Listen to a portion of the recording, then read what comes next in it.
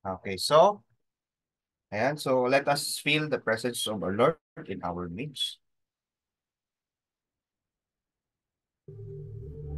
Lord, thank you for this day, for the presence of everyone in this call. For once again, we are gathered and given the opportunity to appreciate life and your words. Forgive us for our shortcomings and cleanse our hearts as we learn and live your words and example. Father, bless our endeavors, especially today's meeting. May you guide us in our discussions, and may you enlighten our minds in every decision that we make. Give us your grace that we may effectively do our parts for your greater glory. All this we ask in Jesus' name. Amen. Amen. Amen. Thank you so much po. Bless po ang bawat isa sa atin. Okay, so,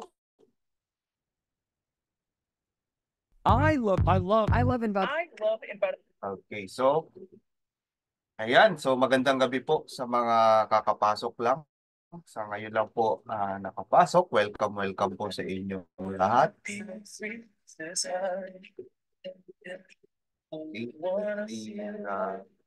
fix this. Yan. So, sa lahat po ng mga nandito ngayon, no? I hope po nasa maganda tayong pwesto. Maghanap po kayo ng mga lugar na kung saan hindi po kayo madidisturb. Kasi itong pag-uusapan natin, napakahalaga. No? Lalo-lalo na kung ikaw ay naghahanap ng another source of income na kung saan magbibigay sa atin ng time and financial freedom. Okay? So wag mo nang palagpasin to kasi bihira ang mga ganitong opportunity. Ngayon, pag hindi mo nakuha or hindi mo naman masyadong na-focusan or hindi mo masyadong nabigyan ng time itong webinar natin ngayong gabi, sayang yung nandito ka na sa loob, no? Sayang yung opportunity na sana, no? Na natagpuan mo or nalaman mo na kaagad at magagawa mo na rin kaagad. Okay? So, pakiusap ko po sa bawat isa sa atin na dapat nasa magandang pwesto tayo kung saan po hindi tayo madidisturbo, no? Okay? So, yan. Pumwesto lang tayo sa mga lugar na kung saan komportable tayo. Okay? Na makakinig tayo. So, bigyan nyo lang ako ng at least mga 1 oras at 3 araw. Okay. Bigyan nyo lang ako ng mga 1 oras at 3 araw. Okay ba sa inyo yun? Please type 1. Okay? So, joke lang po, ano? Para medyo sumaya naman yung ating webinar ngayong gabi. Ayan, sa mga nag-type 1, sige, seryoso kayo. Okay? Ayan, so, hindi na natin patatagalin, ano? So, let me share my screen. Okay. Marami tayong mga, ano, no? Umabot na rin tayo ng 38. Grabe, no? So, sa mga bago, welcome, welcome po sa inyo, no? Yan, so let me share my screen para maumpisahan na natin itong ating topic. Ano ba talaga itong pag-uusapan natin? Okay, ayan. Sa mga nakakita na po ng screen ko, please type 2. Type 2 po kung nakikita nyo sa side nyo yung screen ko, yung PowerPoint. Okay? Yan. So we are already 40 dito sa loob ng ating webinar. So I hope po nasa yung mga bago, okay, humanap kayo ng magandang pwesto, magandang lugar na kung saan hindi kayo madidisturbo. Dahil uumpisahan na natin itong gabi na to ng isang magandang opportunity. Okay? So, let me start. So ang pag-uusapan natin ngayong gabi is all about make a new source of income. Oh. Okay, so sabi nga natin, sa panahon natin ngayon, maraming, kumbaga, dapat meron kang another source of income. Hindi na sapat yung trabaho lang natin, hindi sapat yung isa lang yung mga pinagkukuhaan natin, lalo na kung yun ay active income. Okay? Kasi nga, hindi naman habang buhay malakas tayo, hindi naman habang buhay ah, masigla ang katawan natin, hindi habang buhay no, natatagal tayo doon sa ginagawa natin.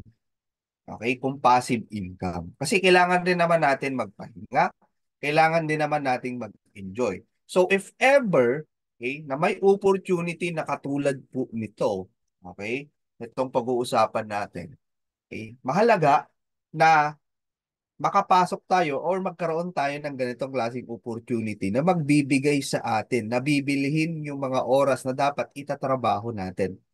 Ano pong ibig ko sabihin? Ang ibig po nating sabihin, kumbaga, mas mapapaaga yung retirement mo. Kasi nga, meron kang another source na kung saan itong source mo na to na magbibigay sa'yo ng passive income. Okay, bukod doon sa ginagawa natin or sa trabaho natin. Alright? Okay, so let's continue. So sabi nga natin, ang mga gusto nating opportunity, maraming opportunity na pwedeng i-offer sa atin sa labas. Maraming mga opportunity na nakikita natin sa Facebook, sa TikTok, sa Instagram. Maraming mga nag-o-offer sa atin ng mga opportunities, no? Pero gaano tayo ka-sure na yung mga opportunities na yon ay hindi tayo magugoyo, hindi tayo maloloko, di ba? Kasi minsan ang gusto natin, nagsisimula rin naman sa atin. Ang gusto natin minsan is yung hindi na kailangan pag-aralan, di ba? Minsan tayo, pag may nakita tayong opportunity, tapos nakita natin ang tataas ng interest, no? Magbigay ka ng 5,000, babalik sa iyo ganito. Okay? So hindi na natin pinag-aralan, pumasok na tayo kaagad. Diba? So kaya naman, i-scam tayo. Okay, so doble agad ang kita. Yan, di ba? Minsan ganyan ang gusto natin eh.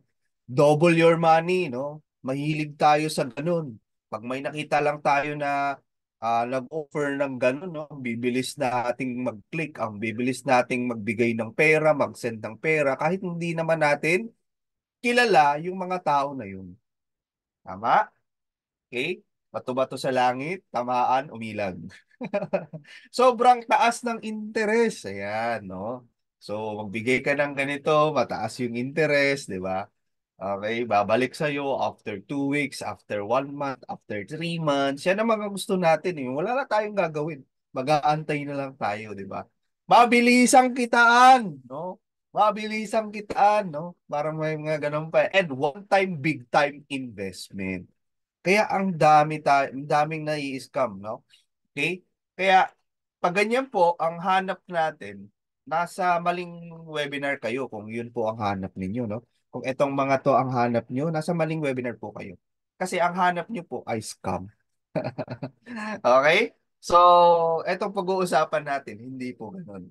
Ito po ang pag-uusapan natin ay napaka-legit at the same time.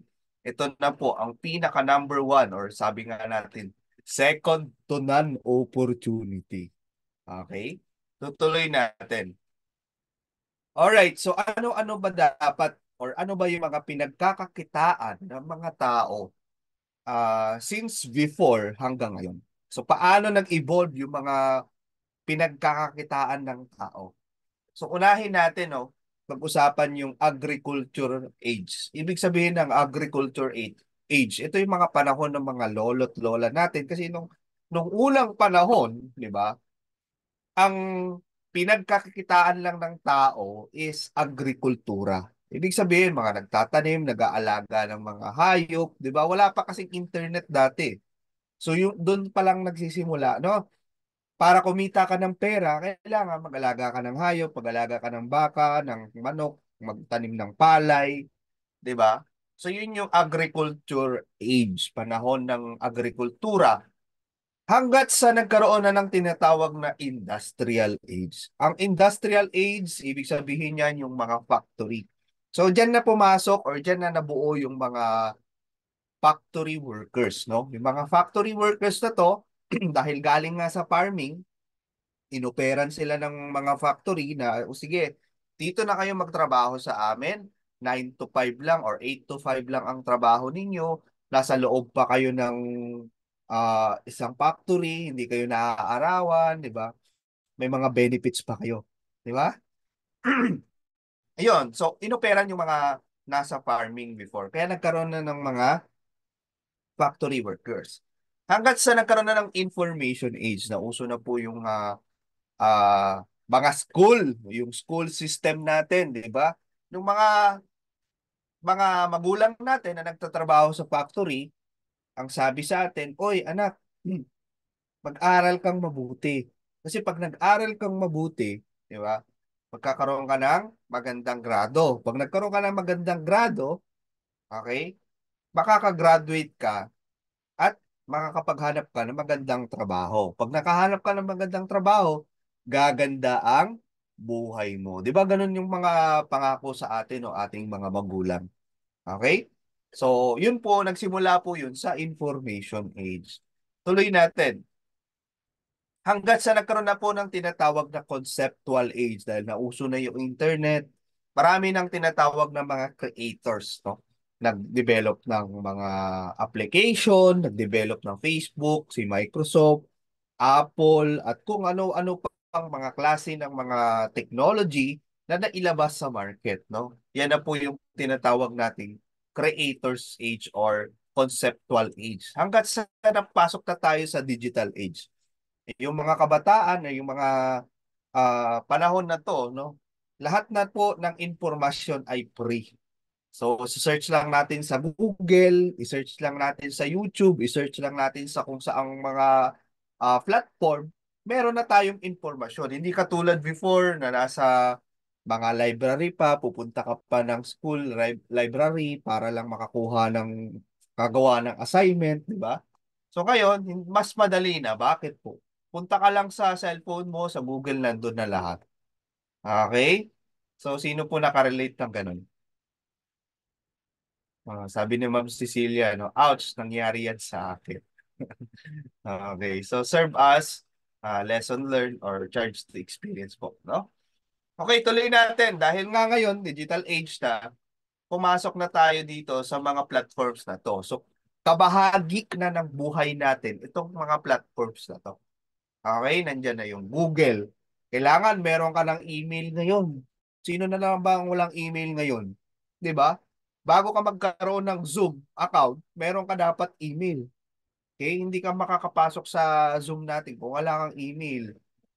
'Di ba? Spotify, Netflix, at iba't iba pang mga klase ng mga platform na kung saan parte na ng buhay natin. Okay?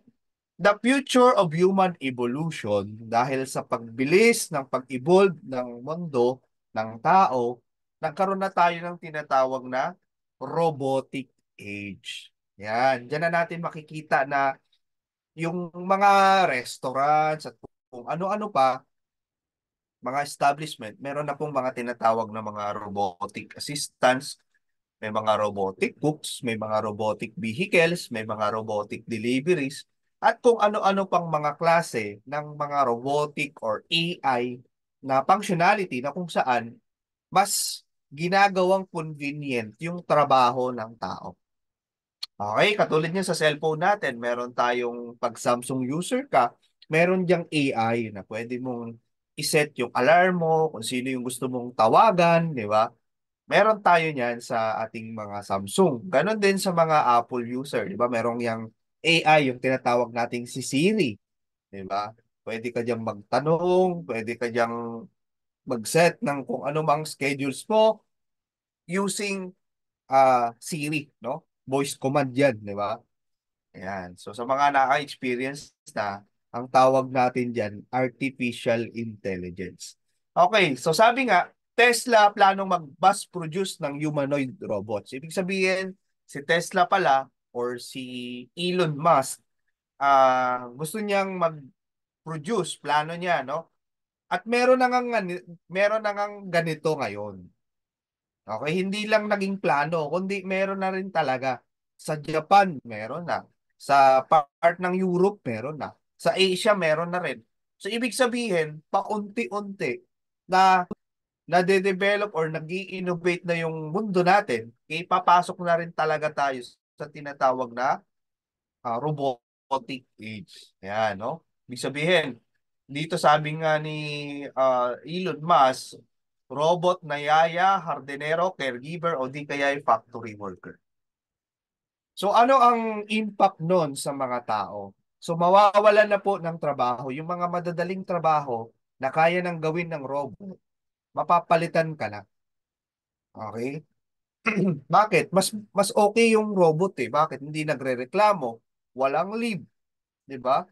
Walang pahinga. Kahit 24/7 magtrabaho 'yan, hindi 'yan mapapagod. Okay? Eh yung tao, yung nagkakasakit, 'di ba? Minsan kailangan mo mag-leave, 'di ba? So mas gastos pa yung empleyadong tao kaysa sa empleyadong robot. Ang robot maintenance lang. Okay? Ayan. So tuloy natin. No? Kung ngayon, nag-aral ka ng banking and finance, ang magiging trabaho mo is bank teller or cashier. So ngayon, napalitan na po yan dahil ngayon sa innovation, meron na tayong InstaPay at PesoNet. Pansin nyo, hindi na naman lang kailangan ng bank teller para mag-deposit ka ng pera. Hindi na, marami na pong kiosk at marami na rin pong mga online banking ngayon. GCash, Paymaya, di ba? Kahit doon mo na i-transfer, okay na eh. Kahit 24/7, di ba, nagagawa na natin. Hindi na natin kailangan pumunta pa ng bangko. Journalism, let's say nag-aral ka ng journalism, ang magiging trabaho mo, host and TV, o anchor sa TV network. And right now, mas marami ng mga vlogger. Okay? Na ganun din yung ginagawa, pero hindi naman nag-aral ng journalism at mas malaki pa yung kinikita. Kaya yung mga artista nagbablog na lang kasi mas malaki ang kinikita sa pagbablog, di ba? So, ganun din, pa nag-aral ka ng HRM sa food industry, di ba? Meron ng Grab Food and Food Panda. Okay? So, kumbaga, mas pinadali ngayon ng technology yung buhay natin. Okay? AV Mascom, customer service naman na magiging trabaho mo. Right now, marami ng mga artificial intelligence na parang tao na rin kung sumagot ng mga concerns ng mga customers and clients. So anong point nun? Okay, kung sa ganitong mga industry, medyo nanganganib ngayon yung ganitong klaseng industry. Why? Kayang palitan ng robot eh. In an instant, okay? In an instant, kaya kang palitan ng robot. Bakit? Di ba? Eh, negosyo yan eh. Okay? Ang business, ang may-ari ko mag-decide dyan, di ba? Wala tayong magagawa. Kasi empleyado lang tayo eh. Pag tinanggal tayo, wala tayong magagawa. Negosyo nila yan eh. Hindi naman sa atin. Di ba? Okay? So, dahil nga nagkaroon tayo ng pandemic, di ba? Maraming tao naging apektado sa pandemic. Ang nangyari, ang naging solusyon ng mga tao na yon na naapektuhan ng pandemic is pumita online. Okay? Dahil nga technology age na or digital age na tayo, okay? Yung mabilis na way or paraan para kumita ang tao is doon po sa tinatawag nating online or mga online na business. Okay? Diyan na nagsimula yung mga online store, diyan na nagsimula yung mga nagla-live selling, di ba? Okay? Sa live selling, kung gusto mo mag-umpisa ng live selling or bibili ka online, di ba? Ito yung mga disadvantage. Okay, papakita lang natin. So, hindi natin nare-receive or hindi natin nakikita yung product mismo na actual. Minsan, expectation versus reality. Sino naka-experience to, no? Kaliwa, parehas kaliwa yung sapatos, no? Expectation, ang ganda na nandun sa ano, no? Bumili nga ako one time ng damit, no? Ganda, ang ganda talaga. Tapos, akala ko kasi, sukat medyo malaki.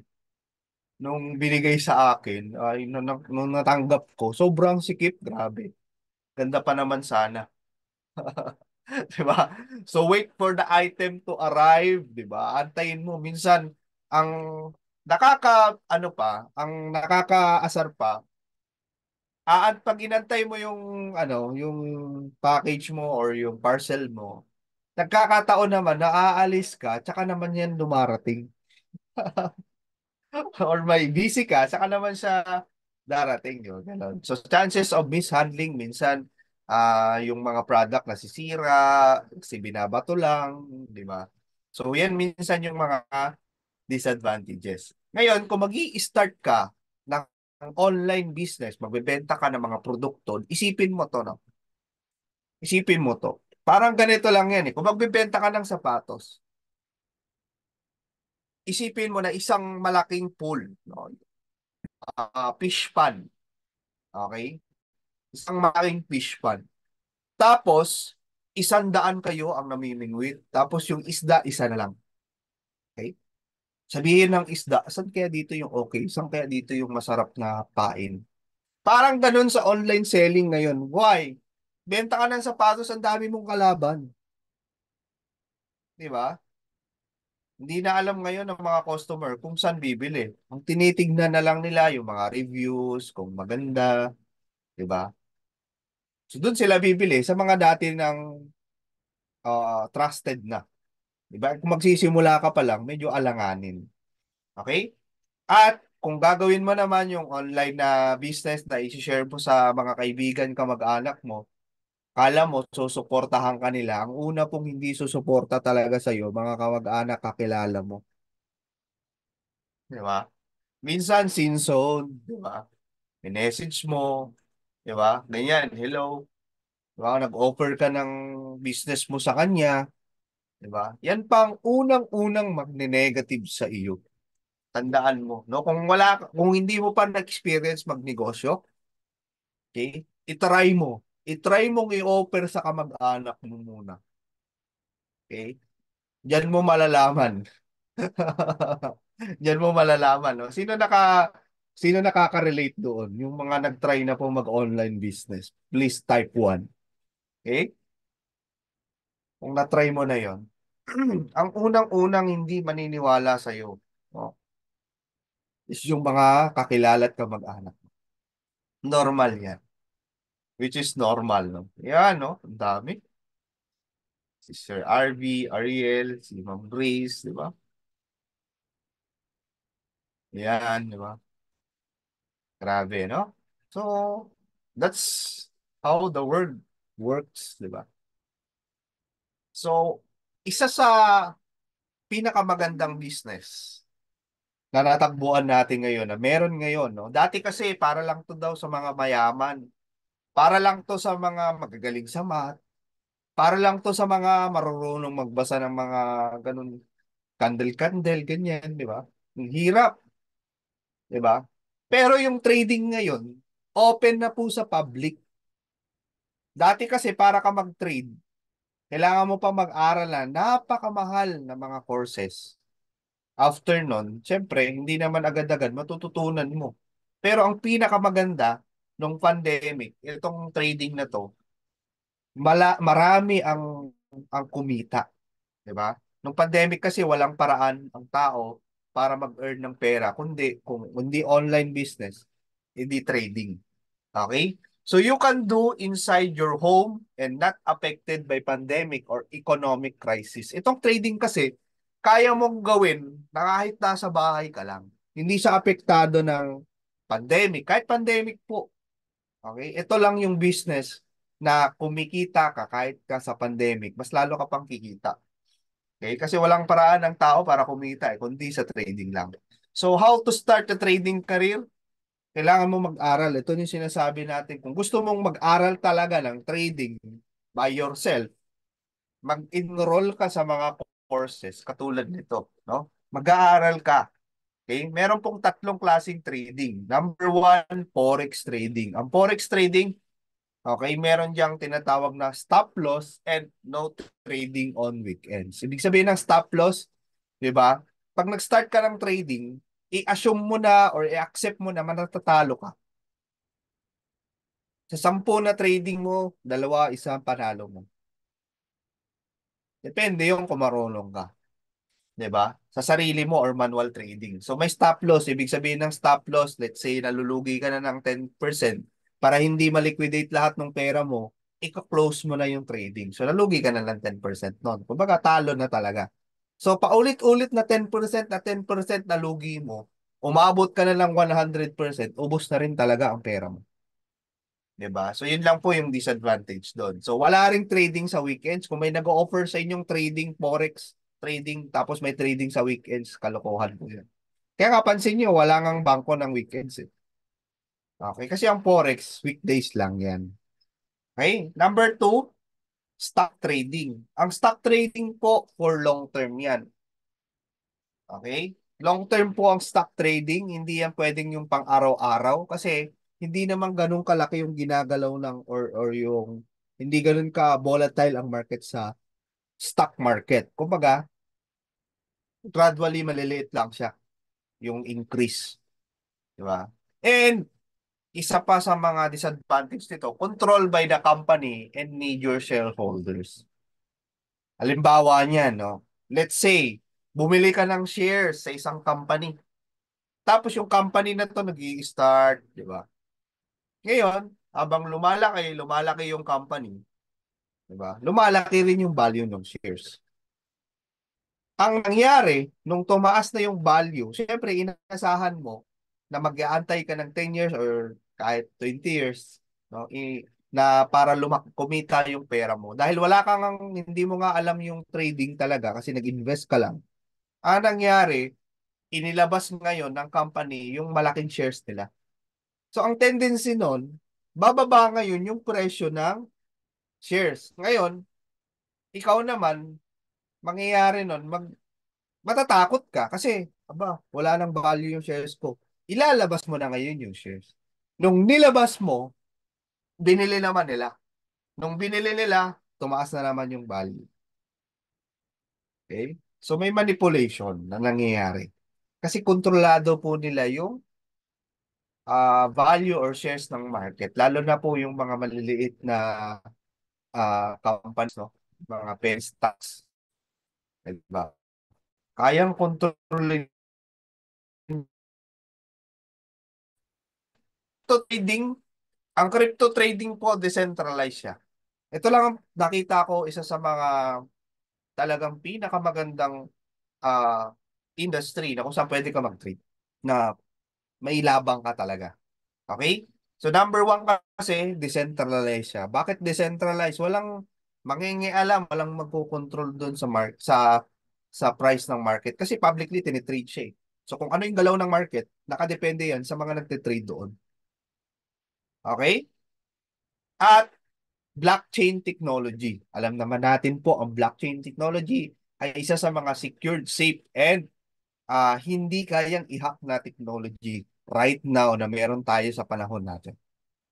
Okay? So yan po yung kagandahan sa crypto trading. Alright, so kapag nag-aaral ka ng crypto or trading, ito yung mga kailangan mong aralin. No?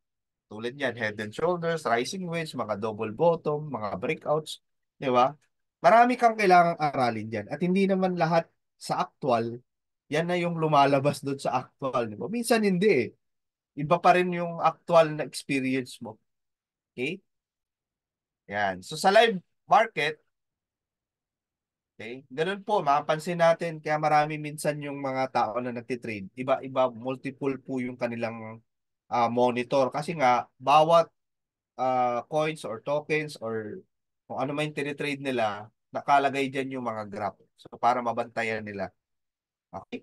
So, kailangan nakatutok ka, di ba? Kailangan marunong ka mag-technical analysis, mag-fundamental analysis, di ba? So, yan ang gagawin mo. So, nag-aral ka na, lahat-lahat na, ginawa mo na yung trading, pero minsan confused ka pa, minsan natatalo ka pa talaga, okay? Mukhang hindi naaayon, di ba? Minsan yung iba sumusuko na lang sa trading. Why? Kasi hindi mo namang kaibigan ang market. Okay? Hindi mo kaibigan ang market, no? Yan ang kailangan na hindi mo kayang i-master yung market, 'di ba? Kailangan meron kang strategy na ginagamit, meron kang alam na sistema para mag-earn ka talaga manually sa trading. Okay? Yes, may mga nag-earn pero hindi mo alam kung magkano yung mga naitalo na mga yan bago nila na master yan or natuto ng trading. Pero hindi ibig sabihin, ito po marami kasing nag-offer online. Okay? Sasabi na magbibigay sila ng fixed income sa mga tao. Okay? Kahit sabihin natin sobrang galing, wala pong pwedeng mag-claim na hindi sila natatalo at 100% yung win rate nila. Wala pong pwedeng mag-claim nun. Meron nga po, kung nabalitaan nyo yun, isang trader talaga siya na sobrang galing, you know, sa Japan. Eh, yung maliit na puhunan niya napalago na sobrang laki. Pero natalo din sa huli.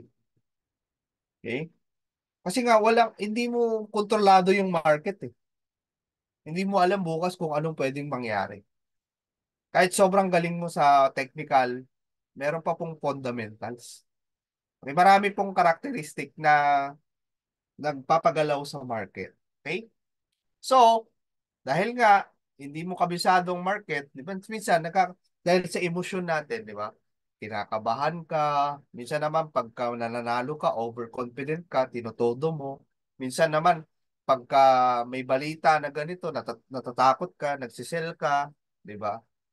Pag nanalo ka, greed ka naman, di ba? Tumataas yung presyo, bili ka ng bili without analyzation, anxiety, yan napapasok yung fear of missing out, 'di ba? Na naipag-iwanan ka na kunyari, 'di ba? May nag-offer, 'di ba? Natataas itong ganitong token, tapos 'di ba? Yun yung fear of missing out. Okay? Lahat 'yan mga emosyon ng tao na nakakaapekto kung magte-trade ka. Okay? Kung magaling ka naman na trader, minsan nasa-sacrifice yung mga tulog at oras natin. Kasi kailangan mo mag-trade eh. Kailangan mo mag-abang sa market, no? Minsan, may nakita akong mga trader na hindi mo na makausap. Diba, nakatutok na lang sa cellphone nila. Yes, makasama mo sila, pero wala sila doon. Sila sa trading nila. Hindi mo makausap ng maayos. Diba? Gusto mo ba ng ganun? Okay? So, ayaw natin yun. Kaya naman, meron tayong solusyon, no? Okay? Meron po tayong solusyon dyan. So, ano ba yung blockchain? Yung blockchain po, yan po yung tinatawag nating digital database na kung saan nire-record yung mga transactions ng uh, trade or buy and sell or transaction na ginagawa sa sa loob ng blockchain, no? Okay? Especially yung trading ng crypto. Okay? So, yan po ay peer-to-peer network. Ibig sabihin, hindi na dadaan sa centralized or yung management or dadaan pa sa may magkocontrol na management. Hindi na po yun. Kumbaga, wala lang third party. Tayo na po, diretso na peer-to-peer. Dalawa lang tayo nag-uusap yung transaction nating dalawa. So, ganun lang po. Walang mangingialam. Okay? So, itong blockchain technology po, hindi rin siya or mahirap siyang i-hack. Kasi nga, it's a connected of chain, no? Lahat ng information na yun. Okay? Distributed and duplicated sa lahat o distribute yan sa lahat ng mga uh, uh, kasali or nandun sa blockchain system na yon. Okay? Alright, so tuloy natin. So what is cryptocurrency? Cryptocurrency is a digital or in short, virtual money. Okay? Yan po ang cryptocurrency. At yun po yung tinetrade natin. Okay? So kung wala ka pong idea sa cryptocurrency, ano ba yung cryptocurrency? Magkaiba kasi ang blockchain sa cryptocurrency. Ang blockchain, yun po yung technology na ginagamit. Yung crypto, yan po yung pera na under sa blockchain, no? Okay? So, kung wala kang idea sa crypto, ang crypto po, meron niyang evolution. Okay? Number one, okay, ito pong barter, no? Kung naalala nyo, mga kwento siguro ng mga lolo't lola natin, nung unang panahon, wala pang pera, palitan ng bigas, ng manok, di ba, ng karne, di ba, para lang magkaroon sila ng produkto na yon, di ba? Hanggat sa nagkaroon na ng ginto. Namina yung ginto, may value yan, pwede yung ibili ng ganito, ng mga produkto, ng mga serbisyo, di ba? Minsan nga yung ginto before, no, pinambabayad sa mga slaves. Di ba? Let's say itong tao na to, may mga number of slaves, di ba? Nung mga panahon nila Jesus Christ, di ba? Binibili yung mga slaves, di ba? Yan. So, ginto, yung gamit before, no? Hanggat sa nagkaroon na po ng metal coins. Yung metal coins, dahil nga, syempre, alangan naman, daladala mo pa yung ginto, bibili ka lang ng isda. Di ba? So, kailangan may panukli ka, di ba? Hindi naman pwedeng ginto yung dala mo tapos puputulin mo pa, ano? Hassle siya. So kaya nagkaroon ng coins. Okay, yung coins maliit na yung value, okay? Pwede mo nang ipambili ng mga maliliit na bagay. Okay? Nagkaroon din tayo ng paper money or fiat money. So ito kasi madadala mo kahit saan. Mas magaan na siya kasi papel. Okay? At malaki yung value niya. Next is plastic cards. Plastic cards, that is debit card, credit card. Di ba dati takot naman tayo magkaroon ng mga ganyan. Pero right now, kung may credit card ka, di ba? Swipe na lang, di ba? So yung ginagawa na, mas gumaan siya, pansin nyo, di ba? Hindi mo na kailangan magdala ng gabandel na pera. Let's say may 1 million ka. Hindi mo na kailangan dalhin yun. Isang card na lang ang dala mo. Okay? Next is yung tinatawag nating electronic money. Yung electronic money, yan po yung mga GCash, PayMaya, yan po ang example niyan. Nung pandemic kasi walang contact, ayaw na natin ng contact sa tao, di ba? So ang ginagamit natin yung electronic money, mga GCash, PayMaya. Uso na to. Ako nga, ang gamit ko na nga lang ngayon, it's either ito or ito at yung crypto. Okay, wala na po ako masyadong dalang paper money or kaya mga coins kasi mabigat eh. Okay? So, ngayon, nagkaroon na tayo ng cryptocurrency. Ang cryptocurrency po, yan po yung virtual money. So, evolution po yan. Yung electronic money kasi, ayun yung mga GCash, PayMaya, di ba? Etong cryptocurrency, pera din siya na may value. Na may value, pero virtual siya. Okay, so explain natin yun later. Tuloy po natin. So, yan po yung evolution ng pera. Okay, so ang klase or iba't ibang klase ng cryptocurrency, nandyan yung Bitcoin. Kasi baka isipin nyo, magkaiba po yung Bitcoin sa cryptocurrency is yung Bitcoin is under cryptocurrency. Okay? So, ang klase ng mga cryptocurrency ay Bitcoin, Ethereum, Binance Coin, USDT, Solana, at kung ano-ano pang mga klase ng coins and tokens. Okay? Next po, yan. So lahat yon may mga value yan. Ang pinakamalaki may value dyan yung Bitcoin. Okay? Mapapansin po natin as of now, pumapalo po ang presyo ng Bitcoin sa almost nasa 2.7 million, mga ganon. Kasi nasa 40 something na eh. 40, mag-50,000 na, no? 50K in US dollar, no? Ang value ng Bitcoin right now. Okay? So we are now on the corporations era.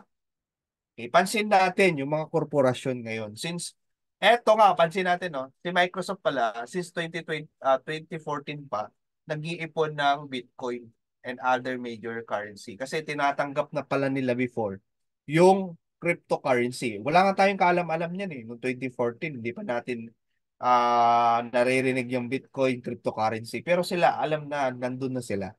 Okay? So, advanced na sila sa idea. Okay.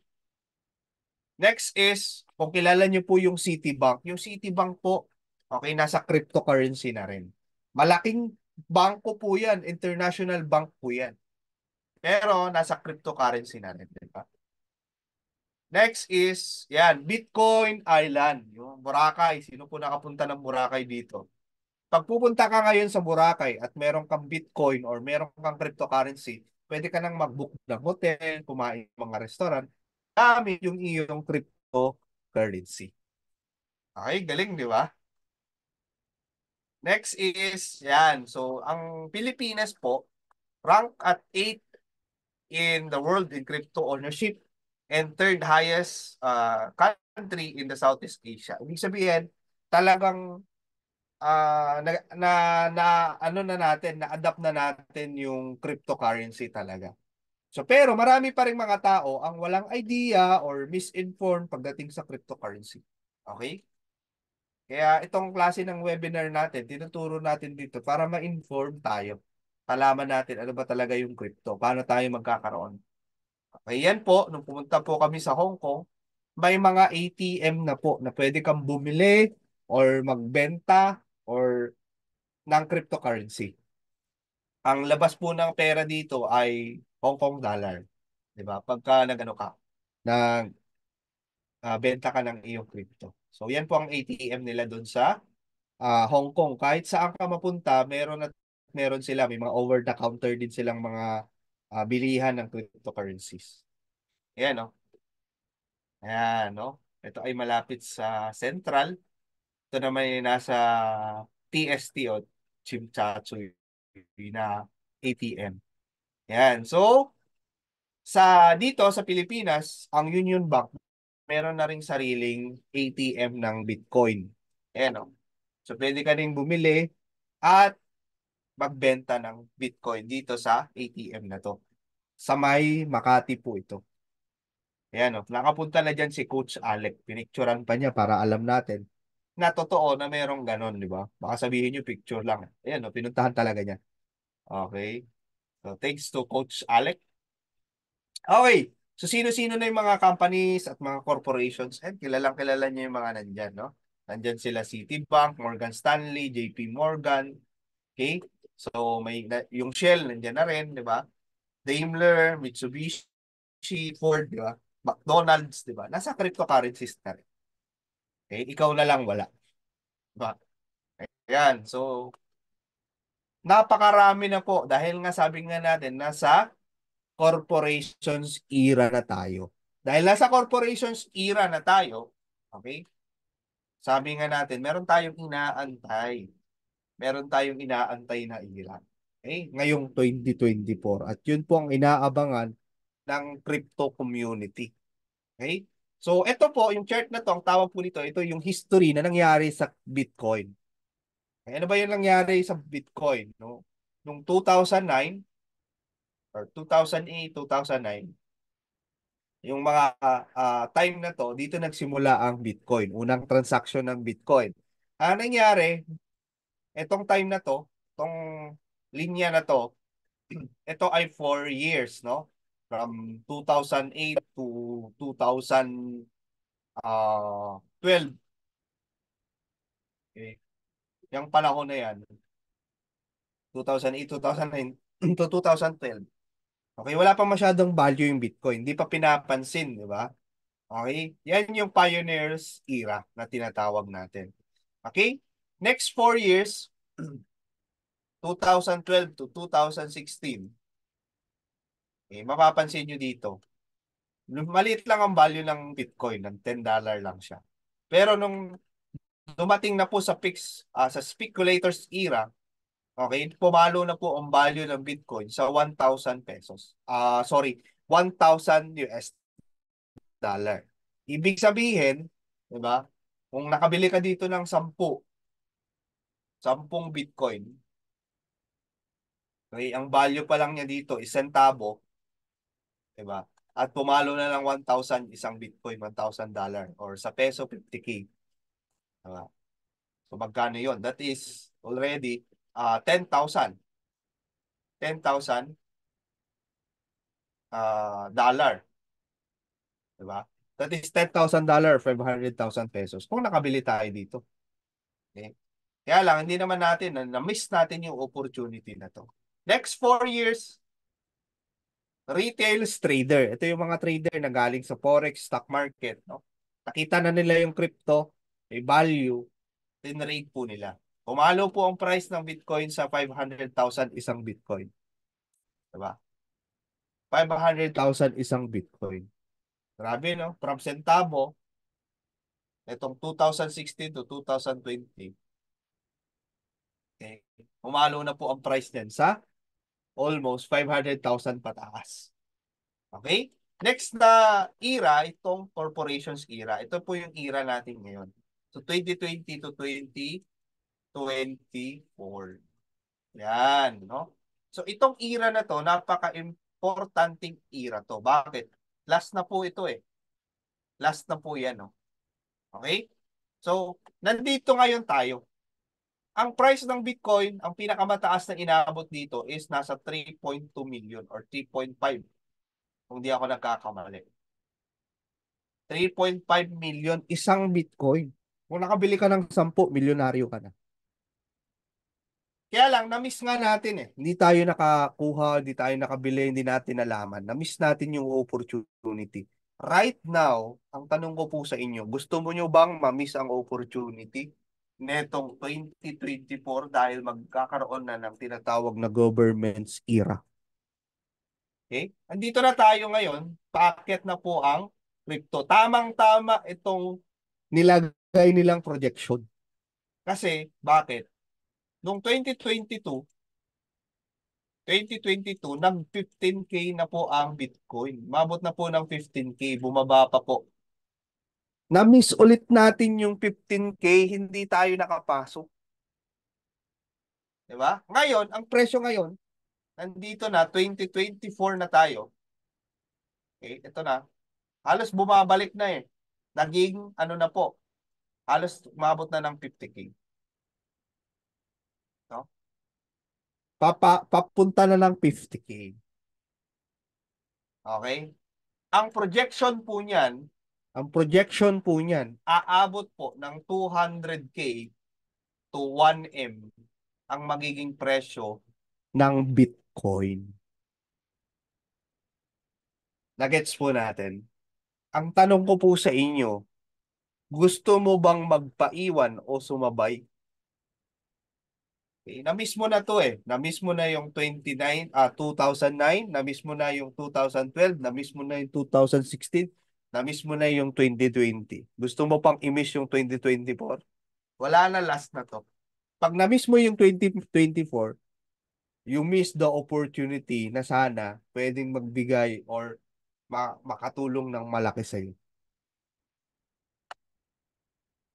Okay?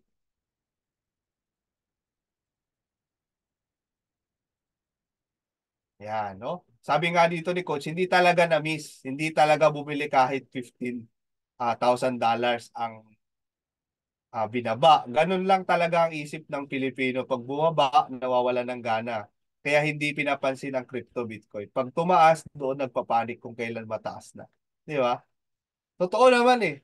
Nung mababa pa, ay, wala na yan. Wala nang value yan. Nung tumaas, nung pumalo na lang mga 47, doon na nang bibilis. Ang dami nang bumili.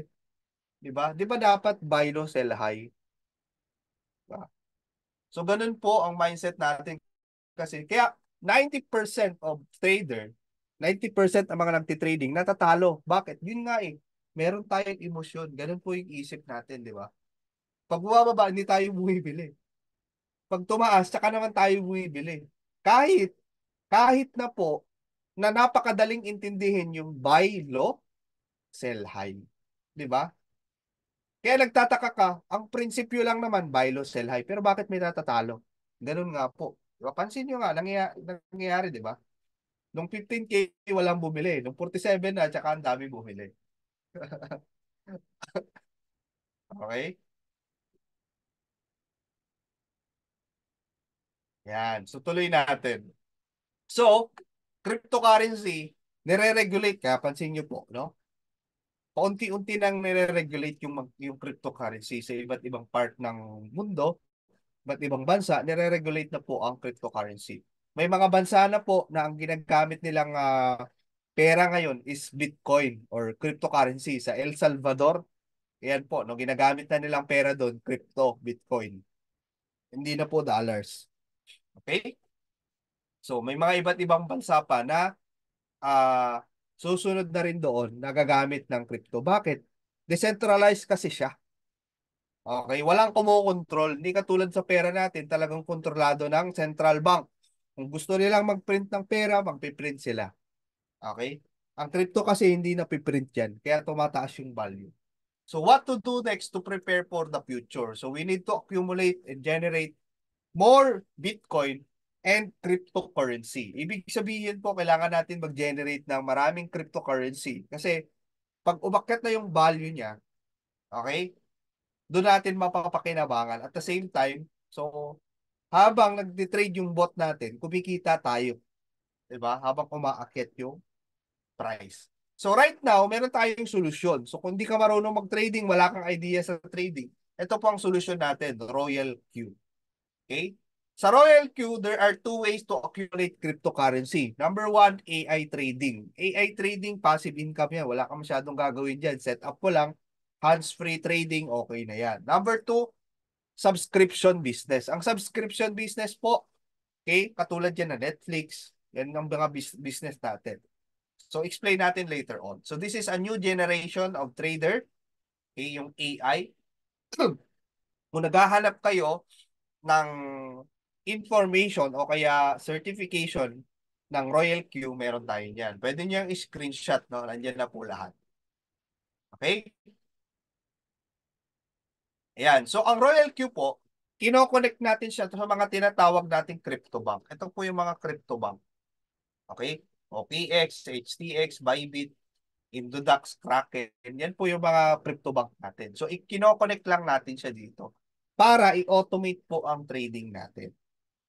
Okay? Hindi tayo nagtitrade sa loob ng Royal Q, kundi nagtitrade tayo sa mga crypto bank. Okay? So, ang strategy na ginagamit ng Royal Q is quantitative. So, this is a mathematical and statistical models to make trading decision. Hindi po affected ng emosyon. Mas mabilis yung execution kasi hindi na nag-a-analyze yan eh. Kasi base na lang yan sa algorithm ng market. Okay? Next po, yan. Si Royal Q, kinoconnect po yan sa mga malalaking exchangers or crypto bank. Meaning, maglalagay ka dito ng mga funds capital mo, tapos si Royal Q na po ang pipindot ng buy and sell 24/7, 365 days. Okay? So, ginagamitan po yan ng API. Yung API po, yan po yung tinatawag nating Application Programming Interface. Ibig sabihin, yan po yung security ng mga exchanger kung ano po yung papayagan lang nila doon sa robot. Diba? So, bot's primary objective is to make profit for you. Siyempre, ang trabaho ng robot, bigyan ka ng kita. Okay? So, if the market goes down, the market always recover. Ibig sabihin, pag bumaba yung market, normal naman na bumababa yan. Pero aakyat din yan. 'Di ba? So, the market always recover. No? Normal yan. Nakita na natin yan. Balikan mo yung history ng kahit anong trading. 'Di ba? Aakyat at aakyat din ang market. At minsan, ang kagandahan sa robot natin, no, kahit pababa yung market, kumikita tayo kasi dahil sa strategy na ginagamit ng bot natin. So, ang trading sa manual at sa bot, magkaiba. Kasi sa manual, kailangan mo ng technical analysis, kailangan magbasa ka ng mga news, fundamentals, kailangan kontrolado mo rin yung emosyon mo. Eh kung ikaw, hindi mo nga kontrolado yung emosyon mo, huwag ka na mag-trading. Okay? Kung mainipin ka, huwag ka na mag-trading. Kung mabilis ka maasar, huwag ka na mag-trading. Kasi hindi ka para sa trading pag gano'n. Okay? Next is, sa robot, ang maganda sa robot, live data, no emotion. Walang emotion yung robot, siya nang gagawa ng trading. Hindi naman ikaw. So, quantitative trading parameters, isang setup lang natin yan. Okay na, isang taon na po niyang gagawin yun. Okay? So, tuloy natin. So, let's say, so assuming po ang gusto nating profit is 20%. The bot will execute to achieve 1% by 20 times. Meaning, ang gagawin ng robot, hindi siya yung kadalasan kasi pag nagtitrade tayo, di ba? Let's say, sample natin, ito yung market. Tumaas yung market, nagpa-fluctuate, yan. So, inaantay natin na pumalo ng 20% yan. Okay? Para kumita nga tayo ng 20%. Diba? Bumili ka rito, isi-sell mo pag umakyat na ng 20%. So, kung abutin man yan ng isang taon, diba? Antayin mo. Okay? Para maging 20%. Pero ang robot po, hindi niya yung gagawin yung ganyan. Okay? Ang ginagawa po ng robot, let's say, kahit po ang market, naglalaro, pababa, or, sorry, ano yung drawing? Si ganyan, no? Kahit po ganyan yung market, ang ginagawa po ng bot, okay? The bot will execute 1% by 20 times. Kasi ang goal mo, 20%. Eh. Okay? Ang gagawin ng bot, bibili siya rito, si-sell niya rito. Bibili ulit siya rito, si-sell niya rito. Okay, bibili ulit siya rito, si-sell niya rito. Ibig sabihin, pag nakita niya may mga 1% yan, may mga 1% yan, makabuo siya ng 20 na tigwa 1%, 20% na rin po yun. Okay? Ano po yung possible? Yung aantayin mo ng matagal na pumalo ng 20% or maliliit na tigwa 1%. Okay? Total din nun. Okay? Pag tinotal mo, 20% or more pa. Kasi na-maximize niya yung galaw ng market. Hindi natin kayang gawin yun. Kasi bakit? Aantayin mo umakyat ng 1% eh. Eh, hindi naman lahat ng oras nakaabang ka sa cellphone mo or sa computer mo, di ba? Hindi mo kayang gawin yun. Kahit nakaabang ka, mapapagod ka rin eh. Diba? Hindi ka tulad sa bot, automated na yan. Okay? Nakaset up na po yan. So, yun po yung ginagawa ng bot natin. Alright, so tuloy natin yan. So, 24/7, super intelligent yung bot. Okay, pag nagtitrade po yung robot natin, ang ginagawa, let's say nag-open siya ng position. Aantay niyang pumalo ng 1.3%. Ito yung default setup natin. Okay, yung bot, standby muna yan. Pwede pa kasing tumaas yan, pwede pang bumaba. So, let's say, bumaba ng 0.3. Okay? Ang mangyayari ngayon, isi-sell na po yan ng robot. So, umakyat ng 1.3%, bumaba ng 0.3, sinel niya, may 1% profit ka. Kakuha natin. Okay? Umakyat ng 1.3%, nag-drop ng 0.3, nag-sell yung bot, may 1% profit ka. So, ganun po yung bot nag-work, no? Eh, sir, 1.3% lang ba yan? Yan. So, hindi po. Kasi nga, pansin natin, naantay nga ng bot mag-drop eh. So, dahil hindi nga nag-drop, pumalo pa ng 10%, at nung dumating ng 10%, tsaka lang nag-drop ng 0.3, tsaka lang siya nag-sell. So, meron kang 9.7% na take profit. Nakuha natin. Okay, nagtuloy-tuloy yung market, umakyat ng 10%. Dahil umakyat ng 10%, tsaka lang nag-drop.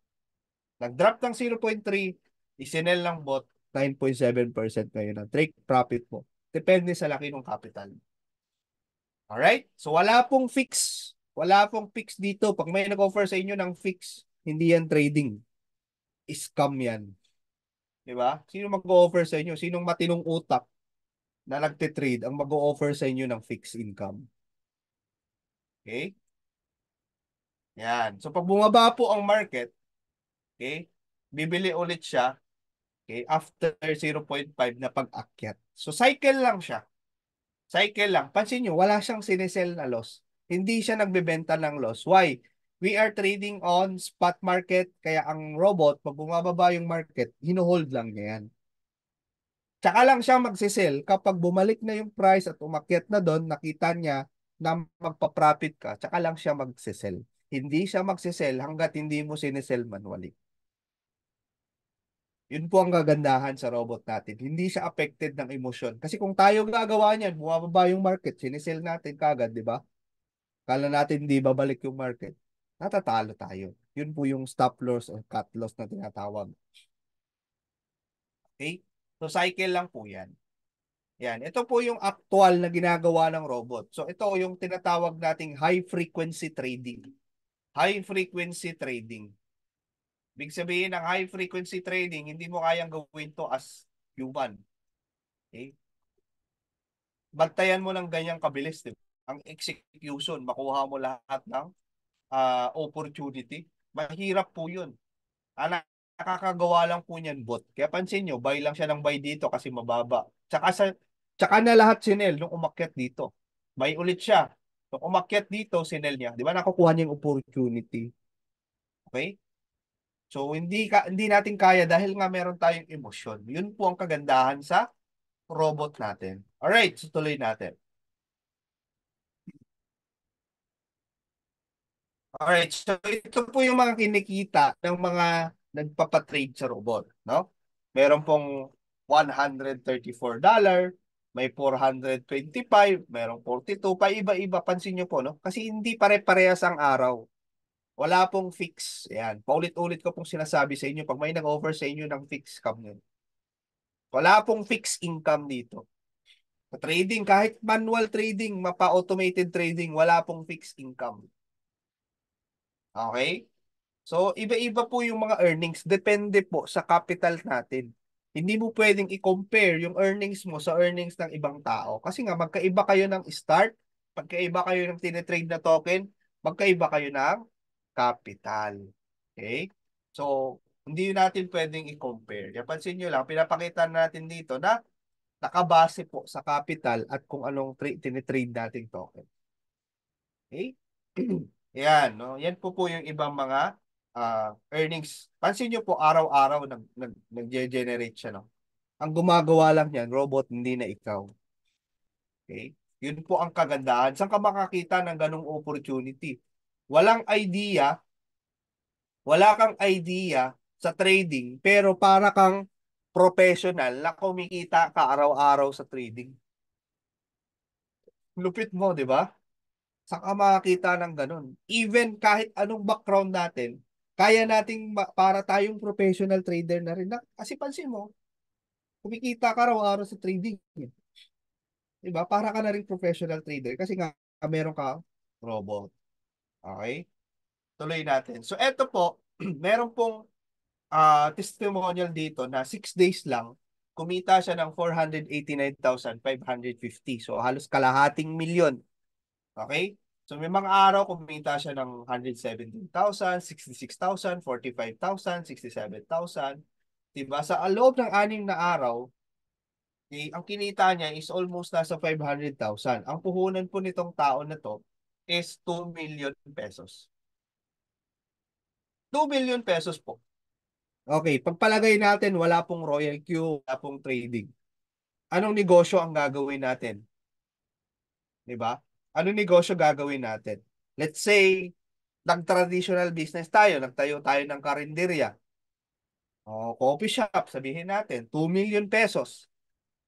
Ang 2 million pesos mo, ibibili mo yan ng mga gamit, ibabayad mo ng mga tax, babayad mo sa mga tao, bibili mo ng mga coffee maker, ng mga kape, mga baso, at kung ano-ano pa. Yung 2 million mo, hindi na pera. Naging mga gamit na. Okay? Ngayon, ang tanong nung, kailan yung ROI nun? Okay? Sa ganong klaseng mga negosyo, okay, ang titignan mo muna dyan, ROI, hindi ka pakikita. Yung unang kita mo na yan, pang ROI mo, aantayin mo pang bumalik yung 2 million mo muna bago mo masabi na kumikita ka na sa negosyo. Okay? So taon po yan. Taon po ang binibilang bago ka mag-ROI sa 2 million mo na pinang coffee shop mo. But right now, kung gagawin mo, at ganito sa Royal Q, ang ginawa niya, pinasok niya yung 2 million niya sa crypto bank, pinatrade niya sa robot, napakasimple, sinet up niya, after ng set up, ayan na po ang na-generate ngayon na robot sa kanya. Yung 2 million niya, pwede niyang ilabas yun, pera pa rin siya. Kasi cryptocurrency, convert mo sa peso, edi pera pa rin siya. Plus, meron siyang profit pa. Wala siyang iniisip na mga tao, mga inventory, walang babayarang mga taxes. Control pa niya yung pera niya. So, kayo po ang mag-decide, di ba? So, yun po yung mga wise decision na mga taong nagpapatrade po rito sa ating royalty. Okay? So, kung naintindihan nyo na at okay na po sa inyo yung trading, ito po yung kailangan nating i-prepare. So, $120 isang taon. Ang subscription. May mga nagsabi, sir, ang mahal. Okay? Ang mahal naman ng subscription, $120. Okay. Halimbawa, okay, ikaw trader. Babayaran kita ng $120 sa loob ng isang taon na. Mag-trade ka sa akin. Walang tulugan. Sa loob ng isang taon, payag ka. Babayad ko lang is 120. Diba hindi ka mapayag? Ibig sabihin, mura na yung 120. Kasi po, alam mo, kung babayad ka ng trader na magte-trade sa'yo, 8 hours lang sa isang araw. Alam mo mga sahod ng trader? 80,000, 70,000. Okay? Isang buwan. Okay? So, murang-mura na po yung 120 na yan. Kung ang kikitain mo naman is passive income, wala ka ng sakit ng ulo. Diba? Ang robot never on leave, doesn't fall sick, doesn't need to eat and rest, doesn't need to go to toilet, doesn't sleep, always working 24/7. Yun po ang kagandahan sa Royal Q natin. So ngayon lang po merong ganito. Ngayon lang po, okay? Yun po ang kagandahan. Kahit sino, anong background mo, pwede ka magkaroon ng or pwede kang kumita sa trading using our robotic trader, Royal Q. Okay? So yun po ang advantage na meron kang Royal Q. Wait lang po, charge natin.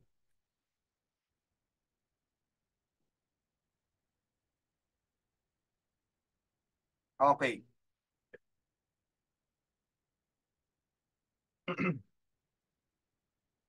Tuloy natin.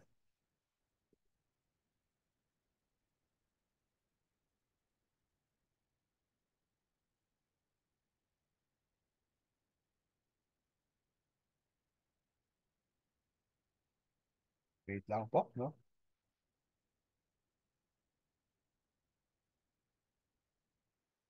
Alright.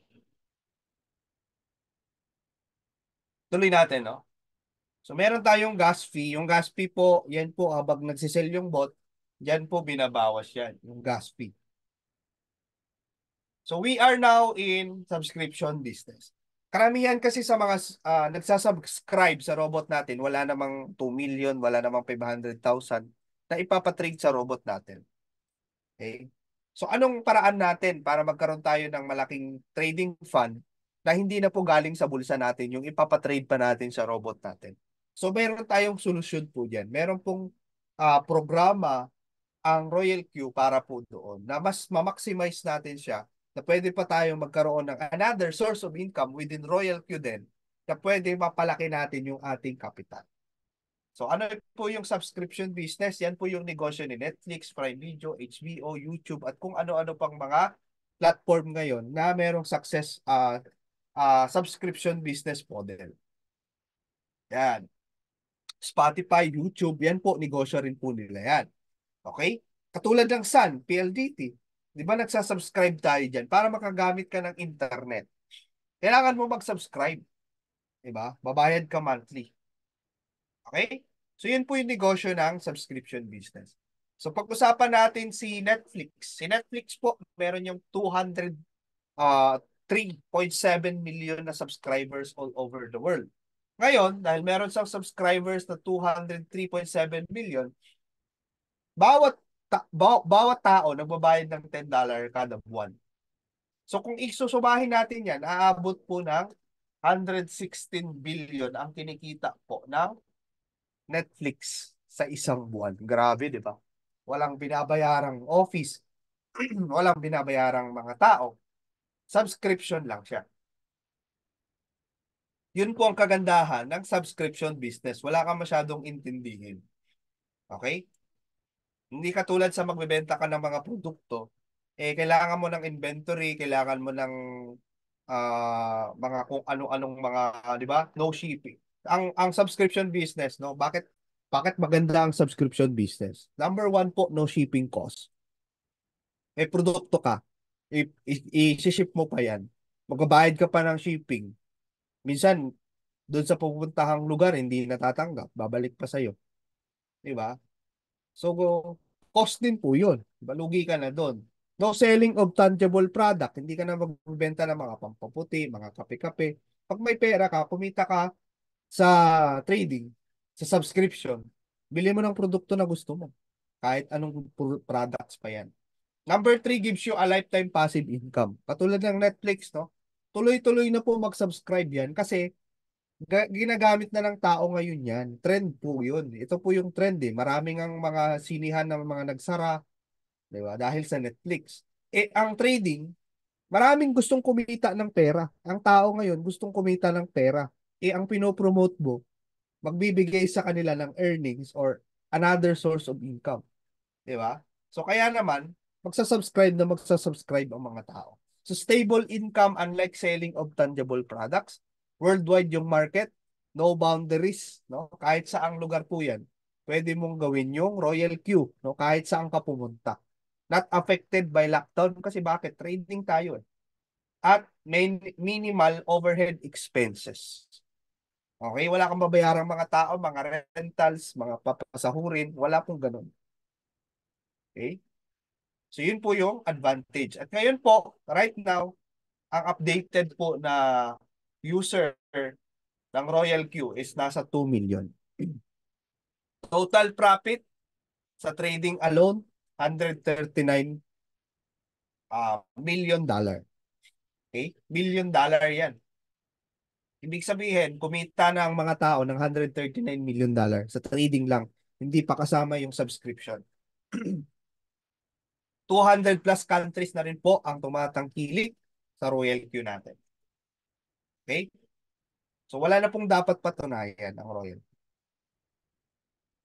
Okay? So meron tayong rewards program. Ang rewards program natin, yan po yung subscription business. Pag ginawa mo siya, meron siyang ranking. Once po na mag-subscribe kayo, meron na tayong agad na rank VIP 1. So kailangan mo lang ma-promote sa VIP 2, VIP 3, VIP 4, VIP 5, VIP 6. Okay? Yan. So next natin. Yan. So eto na po yung mga kitaan. Kasi alam ko excited kayo sa kitaan eh. Okay? Sinong gustong kumita dito ng extra bukod dun sa kinikita sa trading?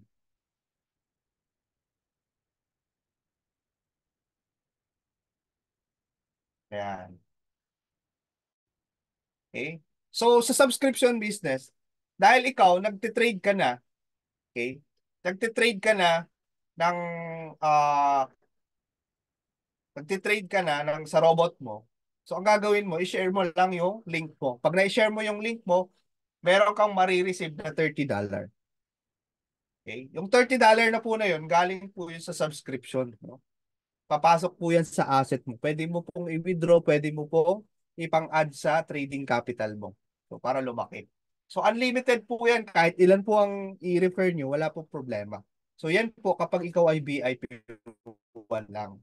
Okay? Bukod po dyan, lahat ng mga tao na to na nag-subscribe under sa link mo, may pinapatrade din sa robot nila. So, meron ka pang 20% sa gas fee. Ibig sabihin, every time nag-earn tong tao na to sa trading ng robot, mayroon ka pang pumapasok ng 20%, 20%. So yun po ang kagandahan dito sa subscription business natin. So tuloy natin. So next po dyan, yung tinatawag nating VIP 2. Para ka maging VIP 2, kailangan mo ng tatlong referral. Okay? Tatlong direct na referral. Ibig sabihin, nakakonekta sa'yo. Plus, kahit indirect na po yung iba. Ibig sabihin nun, sila na yung nag-refer. Alright, so ano naman ang benefit namin yun, sir, pag naging VIP 2 na ako? Ang benefit po pag nag-VIP 2 ka na, once po na halimbawa, nag-refer ka, ang kikitain mo na hindi na $30, kundi $40. Ngayon po, ang palitan niya nasa 2,200.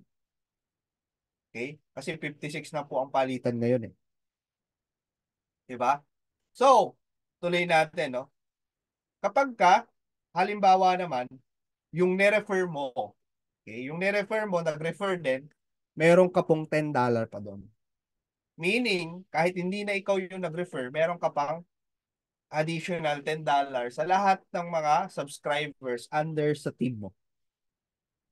So, halimbawa nito, sa loob ng isang buwan, nag-refer siya ng 6. Yung team mo, nag-refer ng 6, meron kang $10 ng $10 ng $10 sa bawat mga taong pumasok under sa organizations mo.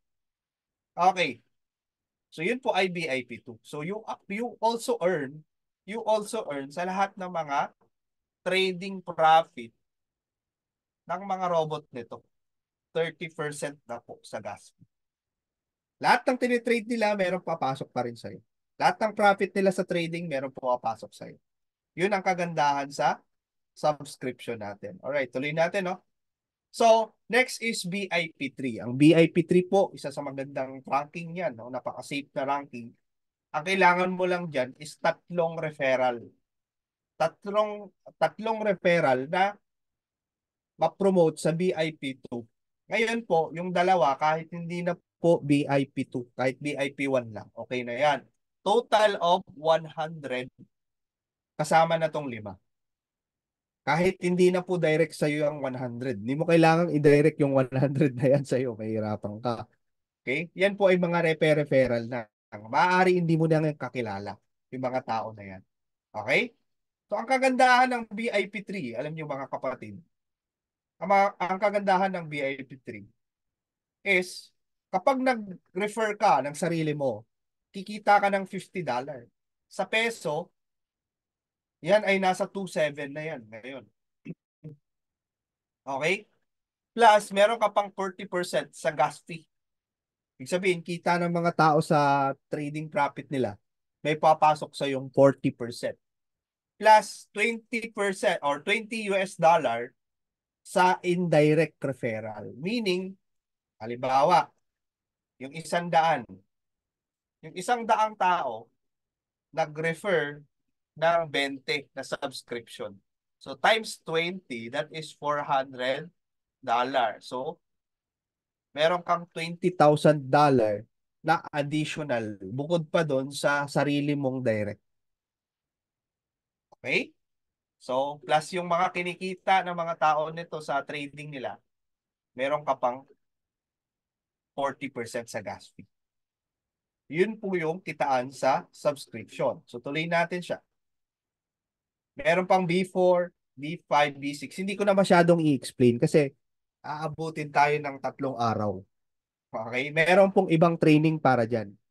Attend po kayo. Okay. Ito po, ikukwento natin yung mga nag-subscription business, ginawa yung subscription business, no? Kasi wala silang malaking capital, ang ginawa nila, nag-subscription business muna sila. So, etong tao na to, nag-start siya noong April 2021 pa. Kumita siya ng $30. $30 kasi nag-refer ng isang tao. VIP1 yung rank niya. Okay? Next day, 0.01. Ito yung kinita niya dun sa gas fee. Next day, $90. Grabe, no? So, naka-invite siya ng 3. Okay? Kaya siya may $90. So, next day, 0.91. Maliit lang. Maliit lang, no? Point something lang. Fast forward. Okay? 2021, October. Kumikita na siya ng 1,300, 1,400, 1,600. Hindi po siya bumababa ng 50K a day. Itong taong to. Hindi po siya bumababa ng 50K a day. Meaning, okay, possible na kumita ka ng 50K a day, no, sa subscription business. Kung sasali ka sa mga opportunity katulad ng mga traditional networking, hindi ka pwedeng kumita ng consistent na 50K a day. Medyo alanganin. Kasi bakit po? Product-based yun eh.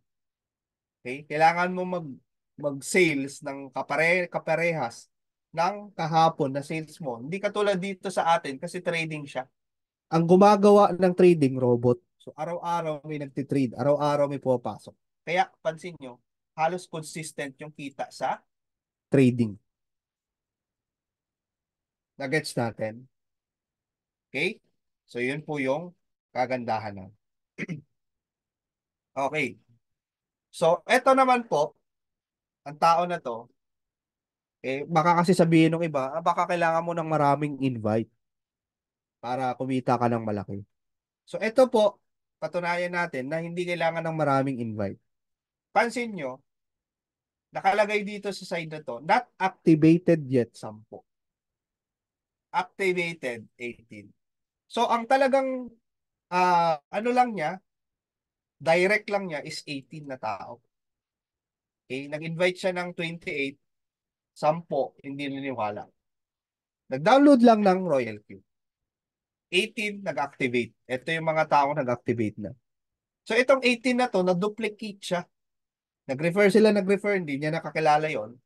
Umabot ng 16,689. Hindi sa kanya yon, no? Maaring, ano na yon, lumago na, no? So ngayon, ano yung nangyari dito sa account nitong tao na to? Tignan natin. Okay. So pansin nyo, kumikita siya ng 11,700, 11,600, 11,400, 12,000, 11,500. Grabe. Hindi siya bumababa ng 550K a day.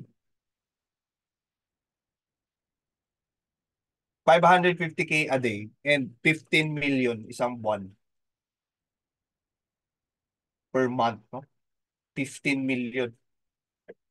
Anong opportunity ang gagawin mo para kumita ka ng ganyan kalaki? Ito na po yung new trend of business. Ito na po yung pinakamagandang business model ngayong panahon na to. Na tayo po ang mag-uumpisa. Kaya pansin nyo, ang laki po ng kinita kasi tayong mag-uumpisa eh. Wala pang ganitong klaseng business model masyado. Okay? Kaya malaki pa ang market. Malaki pa po ang market natin. Plus, yung crypto, okay, tumataas yung value, kailangan natin sabayan. Yun, no? Pinapakita po natin actual po ito na income. Hindi natin sinasabi na or pinagmamayabang. Pinapakita lang natin ano ang pwedeng mangyari sa atin dito. Kasi karamihan naman sa atin to see is to believe, aminin na natin. Kung wala tayong ipapakita dito, siyempre paano natin na malalaman kung ano yung pwedeng mangyari sa atin. Ito po, actual po na income yan. Okay? So dito niya na nakuha ng 38.9 million pesos yung kinita niya. Pero ito hindi Pilipino ah. Hindi siya Pilipino. Okay. So meron din po tayo tinatawag na profit sharing. Itong profit sharing na po na to, pag sinabing profit sharing, every month kasi pinagsasama-sama yung sales ng buong month na yon ng Royal Q. Ngayon, yung buong sales na yon, paghahati-hatian ng mga VIP6 kasi ang naging ah, rank na po ng tao na yun is VIP6. Kaya lahat ng VIP6 maghahati na dun sa profit sharing. Every month may natatanggap po sila. So ito po yung natanggap niya, 3.2 million pesos nung buwan po ng November. So next month ng December niya, meron po ulit siya. Grabe, no? 2021 yan. How much more ngayon? Mas malaki na siguro ngayon. Sa dami na, nadagdagan na yung subscribers ng Royal Q. Umabot na ng 2 million. Eh, nung 2021, ang subscribers lang ng Royal Q, umaabot lang na almost 100 to 200,000. Okay? How much more ngayon? Diba? So sabi nga niya, ngayon lang niya nakuha yung first million niya dito sa Royal Q. First million, hindi po sa peso. Kasi ibang lahi yun eh. First million in dollars. Okay? So all in all na umabot na noong 2021, umabot na po ng 55 millionaires in dollars no ang na-create ng Royal Q. Okay? So yan po yung mga kinikita ng mga nag-subscribe or gumagawa ng subscription business dito. Updated, baka sabihin nyo 2020 ano pa yan eh. 2021 pa yan eh. Eh yung mga ngayon kaya. Ayan no. Okay. Ito updated income yan no. Ito lang ngayon lang to. Okay. Halos kumikita siya ng average nasa $400, no? 20K a day. 20K a day ito. Ito naman, average nito parang nasa 150. 150, 120, 150 US dollar. Ito naman, ang average nito nasa 400 din. May kinita pa siya dito na 200 plus. Diba? So, halos umabot ng 150K ito. Isang araw lang. Nung kasagsagan nung nung New Year, oh. Grabe New Year niya, ang ganda ng pasok, oh. 150K? Di ba? Pagising mo nung New Year, di ba? After ng putukan, meron kang 209,978 dollar. Di ba? Sa peso yan, mga nasa 150K. Lupit, di ba? Yan, di ba? So, ibig sabihin, hindi tayo sabi ng hindi totoo. Yan po yung mga actual na income. Okay? Tuloy natin. Later on, yung mga questions, sasagutin natin no, after po. And so kung nakita mo na maganda na para sa'yo, gusto mo na mag-start, kailangan mo mag-prepare ng $120 for subscription. Activation po yan ng robot. Para magamit mo yung robot, kailangan mo i-activate. $20 naman para sa gas fee. Yung gas fee, diyan kinukuha every time nagsisell po. Okay, yung nagpa-profit ka, diyan kinukuha yung gas fee sa $20. Suggested initial trading capital, $100.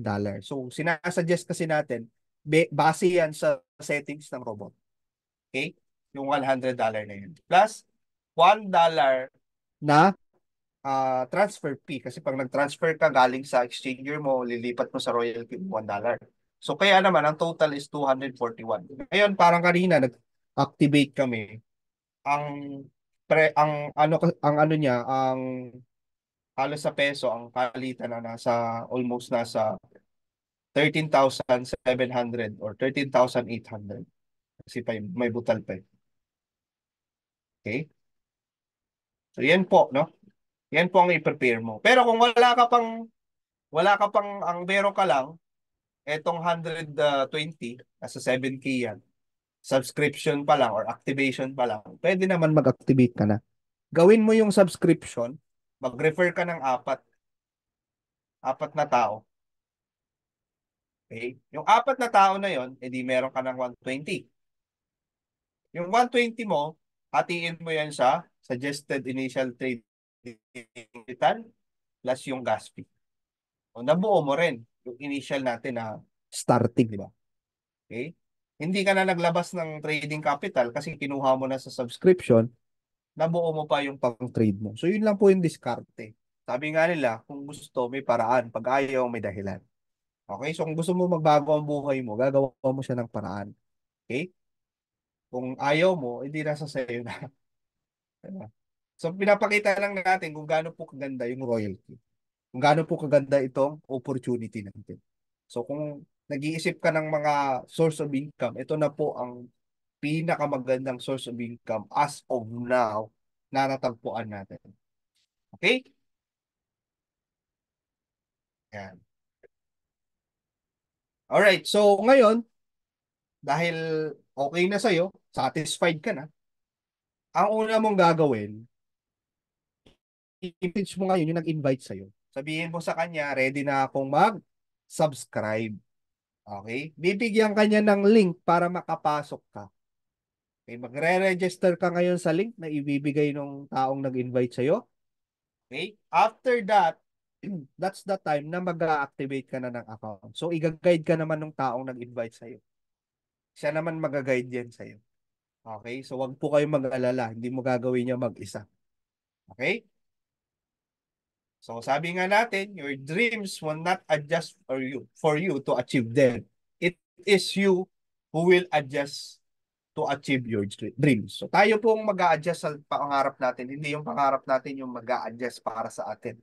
Diba? Alam nga namang bumagsak yan sa harapan natin yung mga hinihiling natin. Hindi po ganun. So, tayo po ang mag-a-adjust. May mga ibibigay sa ating opportunity, okay, na para makuha yung mga pangarap na yun, no? Maaaring pinagdasal natin, di ba? So, hindi agad babagsak yung pangarap mo sa'yo. Let's say, gusto mo ng sasakyan, kotse. Hindi babagsak sa harapan mo yung kotse, di ba? Bibigyan ka ni Lord ng opportunity para makuha mo yun. At baka ito yung opportunity na binibigay para makuha mo yung pangarap mo. Okay?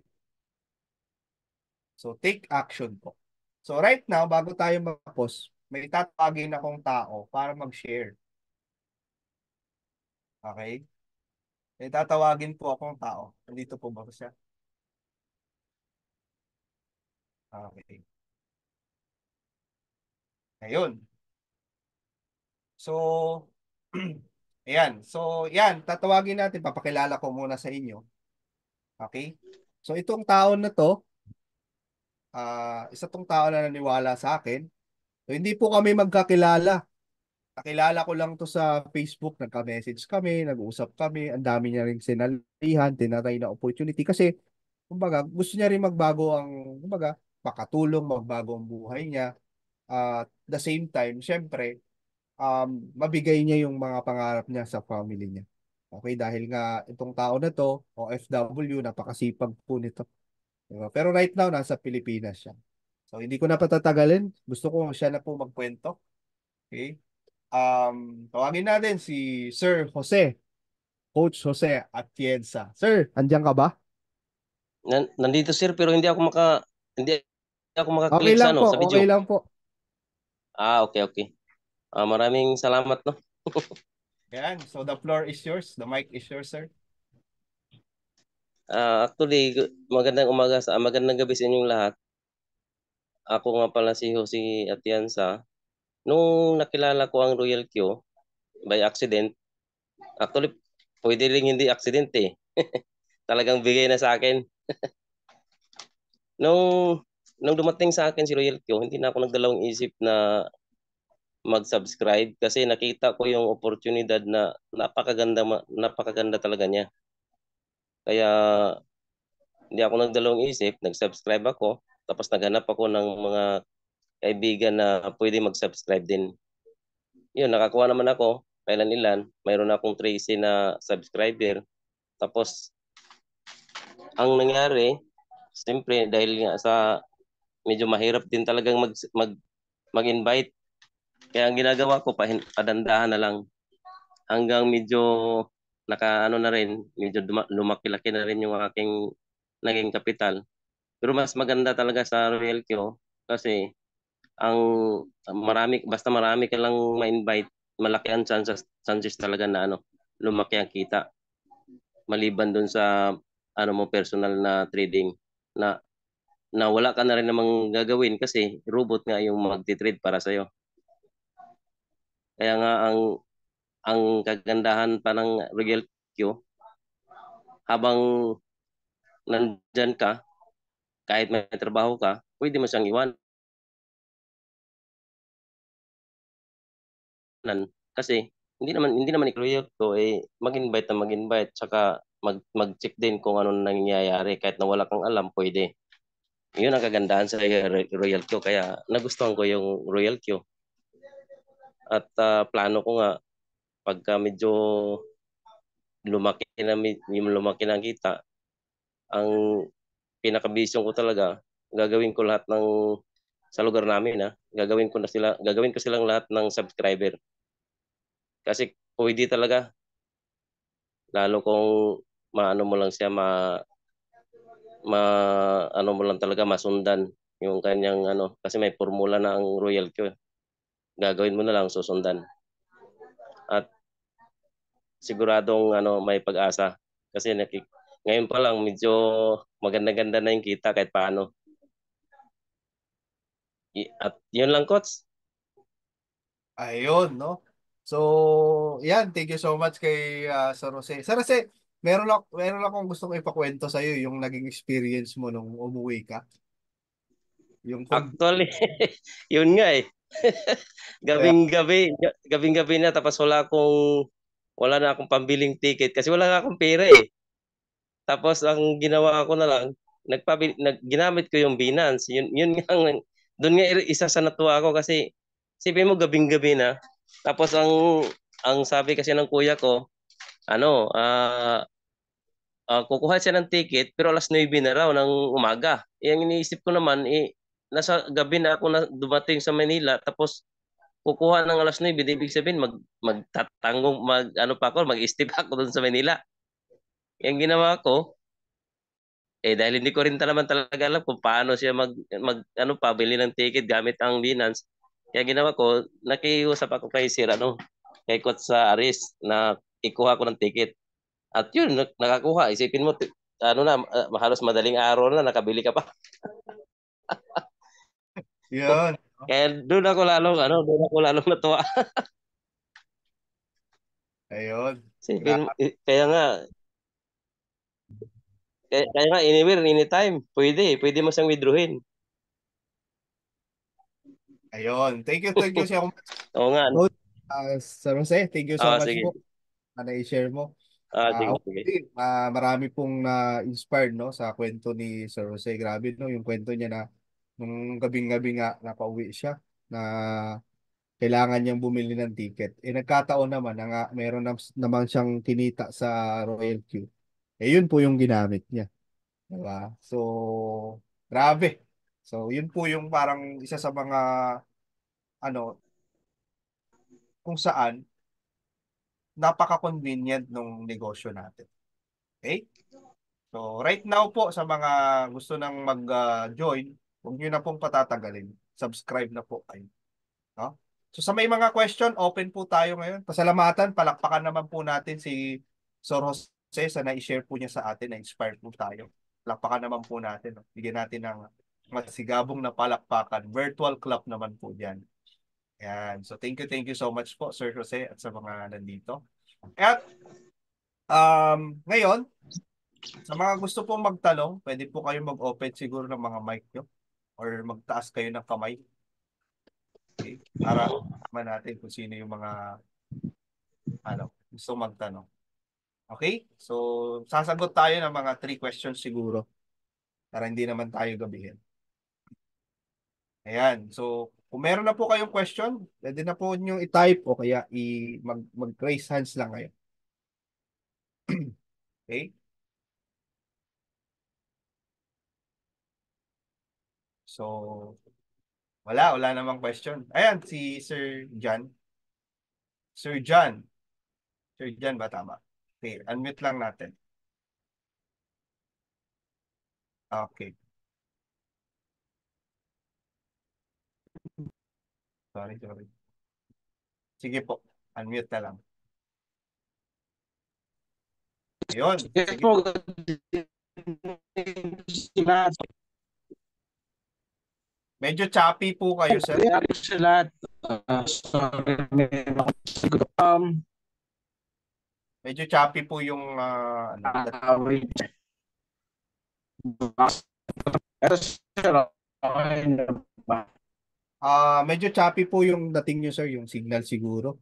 Pwede po kayong maghanap siguro ng medyo okay na signal.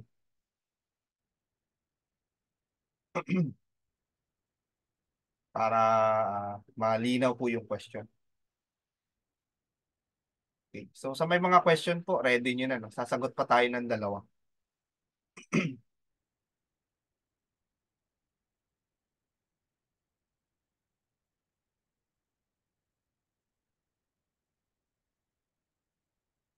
Okay. So ang tanong ni Sir John, no? Sabi niya, monthly po ba ang subscription or one time? So ang subscription po is annual. Annual siya. No? Ibig sabihin, kada taon lang. Per year lang. No? So pag nag-subscribe na kayo ngayon, let's say ngayong araw, January 13, 2024. So kung nag-subscribe kayo ngayong January 13, 2024, ma-expire yan sa next year, January 13 din. So bago mag-expire ng 2025 ng January, mag-renew ka na. So one time lang po ang subscription natin sa taon. Annual subscription po. Okay. Thank you so much, Sir John, no, sa iyong question. I hope po nakatulong din yun sa iba na same din yung tanong. Alright? So, I hope na sagot natin. Isang tanong pa, meron ditong tanong si Sir June, no? Anong mangyayari ng mga naka-buy-in positions pag nag-expired na ang robot at ayaw nang i-renew? Ayun, magandang question yun. Kasi nga, may mga subscribers tayo nangyari yung gano'n. Let's say for example, no, inabutan ka ng expiration, hindi ka agad nakapag-renew, pero naka-trade pa rin yung mga naka-buy-in pa rin yung yung mga trades mo. Hindi pa nasi-sell, di ba? Ang mangyayari po doon, okay, naka-buy pa rin yun kasi doon naman po yun sa exchanger natin. So ibig sabihin, let's say naka-buy ka ng Dogecoin. Okay? Ang nakalagay pa rin doon sa exchanger mo, naka-Dogecoin pa rin siya. Naka-buy pa rin siya sa Dogecoin. Okay? So kung naka-floating yun, floating pa rin naman siya. Ang nawala lang doon, wala lang magbabay in sell. Wala lang magbabay in sell. Kasi ang trabaho ni robot, buy and sell. So dahil na-expire na si robot mo, wala nang magba-buy and sell. Pero nandun pa rin yung naka-trade yung token mo, yung capital mo, as in nandun pa rin, naka-buy in lang siya.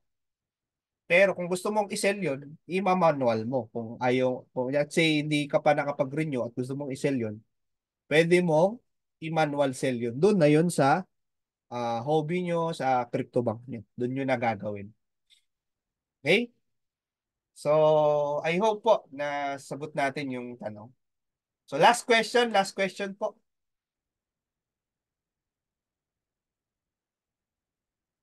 Hindi kayo magtaas ng kamay kung may mga question pa kayo. Okay. Dito, yan, last question natin from Ma'am Janet. From Ma'am Janet, connected po ito sa Binance. Yes. No? Connected po tayo sa Binance actually. Kung alam nyo naman, kung may issue sa Binance ngayon, hindi naman natin, kumbaga ngayon, ang pinopromote na lang natin yung ibang exchanger kasi nga may something issue sa Binance pero hindi pa naman hindi pa naman final yun or hindi pa naman sure talaga na mangyayari yun. As of now, marami pa rin naman naka-Binance, no? May community pa rin naman ng Binance. Pero kung gusto nyong mag-Binance, okay lang. Pero ang pinasuggest namin, mag-hobby na kayo. Mag-HTX na lang kayo. Okay? Pero kung ang tanong ni ma'am, connected po ba ito sa Binance? Yes, connected tayo. Okay? So I hope po nasagot natin. So kasi connected po 'yun sa API, no? Yung ating uh, yun po yung parang security natin na nagko-connect sa robot at saka sa crypto bank natin. So sine-set up natin 'yun. Okay? So yung settings nun, yung pagse-set up nun, i-guide po kayo nung nag-invite sa inyo. Kasi sa first time medyo malilito kayo. So para hindi kayo malito, magpa-guide po kayo sa mga nag-invite sa inyo para at least maging successful yung pag-buy natin. So, ayan, I hope po nasagot natin yung question ni Ma'am Janet. Next, siguro last, may follow-up daw eh. Follow-up question, paano ang profit na hindi na-withdraw tapos naabutan ng expirations? Profit na hindi na-withdraw pero naabutan ng expiration. Saan profit? Sa trading po ba? Kung sa trading kasi, kahit ma-expired naman yung Royal Queue mo, ang profit mo nasa exchanger pa rin naman eh. So, hindi siya connected. So, ang mag-withdraw ka naman doon sa exchanger, hindi naman doon sa Royal Queue. Okay? Pero kung yung minimin na profit doon sa subscription, makukuha mo pa rin naman yun eh. Kasi nasa asset lang yun. So, sa asset, wallet po yun. No? Wallet po yun din. So, yung wallet na yun, meron po yung deposit, may withdraw. So, kaya kahit ma-expire yung bot mo, pwede mo pa rin i-withdraw yung mga assets mo na nandun. So, kasi, tayo, blockchain tayo, decentralized tayo. Tayo lahat may control, no? Pera natin. Hindi po ma-hold or something na tataguin or mawawala. Wala pong ganun. No? Okay? Ayan. So, thank you so much po sa lahat po ng mga questions natin. At I hope po na sagot natin, nabigyan natin ng tanong, no? Okay. So may mga sagot din po yung mga coaches natin.